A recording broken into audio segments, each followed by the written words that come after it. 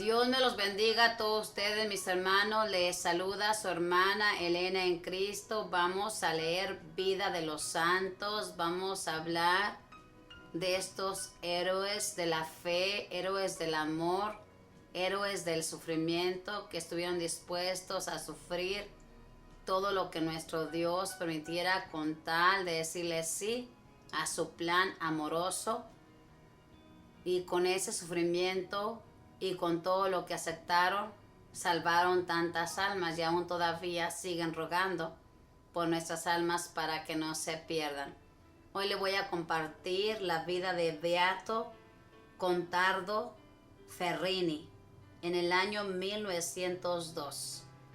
Pidámosle a Beato Contardo Ferrini que ruegue por nosotros para que tengamos un corazón de niño, un corazón dispuesto a dejarlo todo por seguir a nuestro Dios. Si tiene una petición, puede escribirla por medio de YouTube. Vamos a conocer su historia para aprender algo de este amigo de Dios y de nuestro amigo que ruega por nosotros en el cielo. Dice, el sumo pontífice deseaba que algún profesional moderno llegara al honor de los altares, y este deseo se cumplió con el ingeniero Contardo Ferrini. Nació en Milán en el año 1849, hijo de un ingeniero que era profesor de matemáticas. Contardo significa en alemán valiente en el combate. Heredó de su padre sus grandes cualidades para las matemáticas y los idiomas, y a los 6 años ya era una lumbrera en la escuela. Casi le enseñaban más en su casa que en su clase. Terco y caprichoso desde pequeñín, necesitó de fuertes castigos de su padre para dejar esos defectos que le dañaban su carácter. En los años de estudiante, los compañeros se admiraban de que no viviera como ellos, enamorando muchachas, y él les decía que ya tenía otras 2 novias. Al fin alguien vino a saber el nombre de ellas. Era la ciencia y la santidad. Desde muy joven hizo el voto de castidad o juramento de permanecer siempre puro, pero no contó a nadie este secreto. Por eso, cuando iba a los bailes, se colocaba siempre entre los músicos tocando alguno de los instrumentos, y así no tenía que bailar. Las muchachas decían de él, muy educado, pero demasiado serio, como para entablar un noviazgo con él, y no lograban enredarlo en sentimentalismos. Contardo tenía una memoria privilegiada para aprender idiomas, además del italiano, latín y alemán. Se propuso aprender los idiomas en los cuales fue escrita la Biblia, el hebreo y el griego, y llegó a hablarlos y a entenderlos de manera admirable. A quien le preguntaba cómo había conseguido tal hazaña, le respondía, el Espíritu Santo ha premiado los esfuerzos que hice por aprender esos idiomas. Desde el día de su primera comunión, Contardo experimentó un cambio muy notable. Ya fue dejando sus caprichos y malos genios y comenzó a ser mucho más obediente. Y desde que en el colegio leyó la imitación de Cristo, su modo de pensar tuvo un giro de 180 grados. En adelante ya lo que le interesaba no era agradar a la gente y ser famoso y rico, sino tener contento siempre a Dios. Desde años de colegial y por toda su vida, su deporte favorito de Contardo Ferrini fue subir a las montañas, a alpinismo. Llaman eso en Italia porque los montes más altos de allá son los Alpes. Entre sus compañeros de alpinismo tuvo a Aquiles Ratí, que después fue sumo pontífice con el nombre de Pío XI y que fue quien promovió después su causa de beatificación.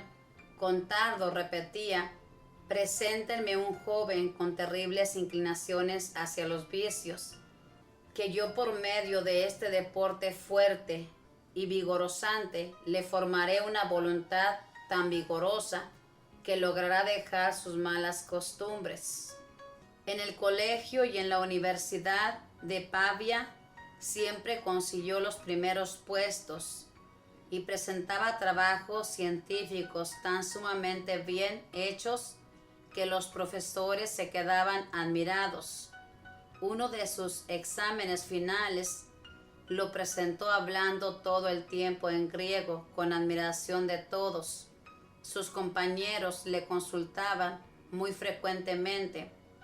Los otros alumnos, al notar que no participaba de sus pantanadas ni se reía de sus chistes verdes, empezaron a burlarse de él llamándolo el San Luis del colegio. Al principio lo decían de burla y después con verdadera admiración. A los 21 años obtuvo su doctorado con las mejores notas de la universidad y luego consiguió una beca para irse a especializarse a Berlín. En la universidad dejó bien organizada una asociación mariana de jóvenes para hacer apostolado entre los compañeros. A varios los había logrado entusiasmar por las buenas lecturas. Los empleados del hotel donde residía se quedaban admirados de que ayunaba muchos días y de que pasaba noches enteras en oración. Lo primero que hizo en Berlín fue buscar un templo católico que adherirse a las conferencias de San Vicente de Paúl, una asociación de católicos dedicados a ayudar a los pobres. Se quedó aterrado al constatar lo frío que son los protestantes para la religión. Berlín era de mayoría protestantes y escribió: aquí encuentro gente muy seria, pero he llegado a la conclusión de que el protestantismo lleva a ser simplemente bueno, aquel que el catolicismo llevaría a ser santo. Escribiendo a un amigo le decía: estoy asqueado de la corrupción de esta ciudad. Como para el protestante basta la fe para salvarse y no tiene casi sacramentos, ni le da importancia a la necesidad de hacer obras buenas, ni cree en que hay que ir al purgatorio a pagar nuestras faltas, se dedican a todos los vicios. Terminada su especialidad en Alemania, volvió a Italia y fue nombrado profesor de la Universidad de Pavia, y solo tenía 23 años. Antes de posesionarse fue a Roma y tuvo la dicha de recibir la comunión de manos del Santo Padre León XIII. Las ganancias que conseguía como profesor las repartía entre los pobres. Sus padres le aconsejaron que buscara esposa y él le respondió: yo ya me casé con mi antigua novia, que ha sido siempre la ciencia. Habría podido añadir también que se había casado con la santidad, pero era muy humilde para decirlo ahora. En Italia había leyes muy anticatólicas. Contardo se dio cuenta de que los católicos debían tener representantes en las corporaciones y empezó a hacer campaña en favor de las ideas católicas, y luego fue elegido concejal de Milán y promovió fuertes iniciativas en favor del catolicismo. Con varios otros líderes católicos promovió y apoyó la fundación de la Universidad Católica del Sagrado Corazón en Milán, que ha sido un gran apoyo para la religión. Las publicaciones de Ferrini fueron numerosas. Publicó más de 200 monografías o escritos sobre un tema determinado, cada uno, que ocupan 5 gruesos volúmenes. Redactó también varios libros de texto. A sus alumnos les insistía en que un gran modo de hacer bien a los demás es darles un buen ejemplo, y él lo daba siempre. Un día un sabio extranjero, al verlo actuar, exclamó: ¿qué tiene ese profesor cuya actuación impresiona tan positivamente en los demás? Los estudiantes exclamaban: este es uno de los pocos profesores de la universidad que se atreve a hablar de Dios en sus clases. En el año 1902, en pleno verano, se fue a practicar su deporte favorito, que era subir a las montañas. Y en el viaje sintió mucha sed, vio una fuente de agua y creyó que eran aguas puras y bebió, pero resultó que aquella estaba contaminada y adquirió el tifo.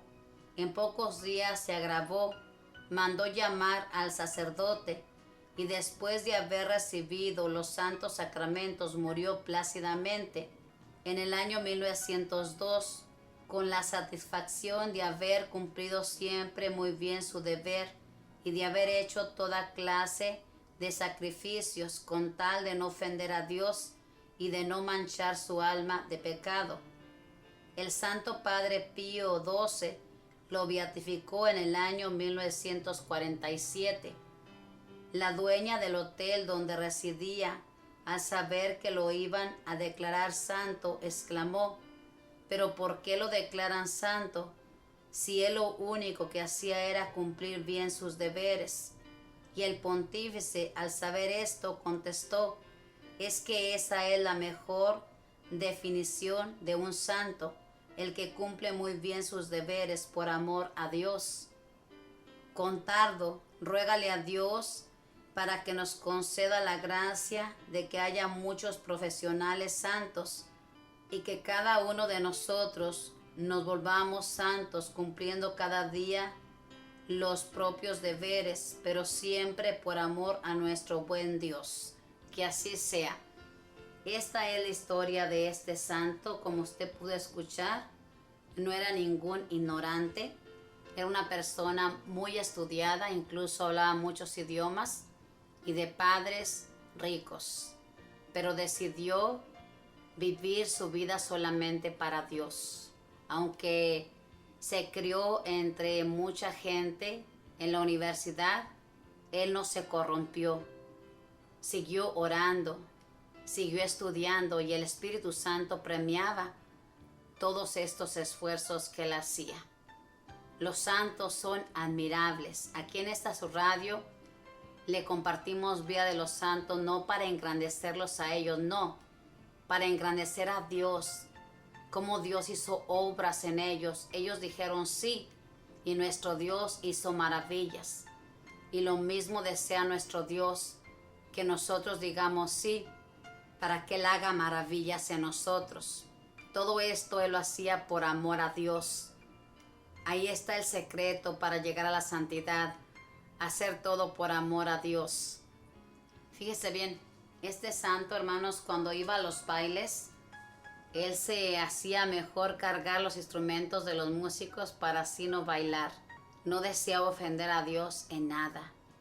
Qué amor la de los santos, de verdad, que su corazón estaba lleno de Dios. Ya vivían en ese mismo cielo, vivían en este mundo, pero no vivían para este mundo, sino para hacer el bien.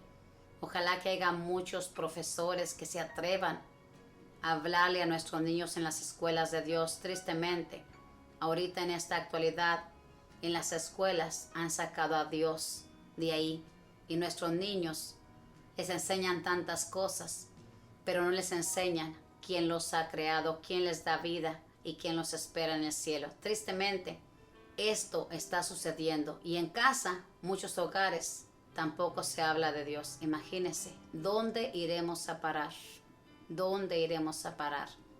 Pidamos al Espíritu Santo que nos dé su gracia y que nos ayude a entender que fuimos creados para estar en el cielo y ser santos, como es el deseo de nuestro Dios.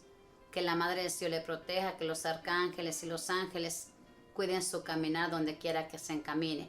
Sigamos leyendo Vida de los Santos, que nos dan fuerza para seguir adelante. Bendiciones.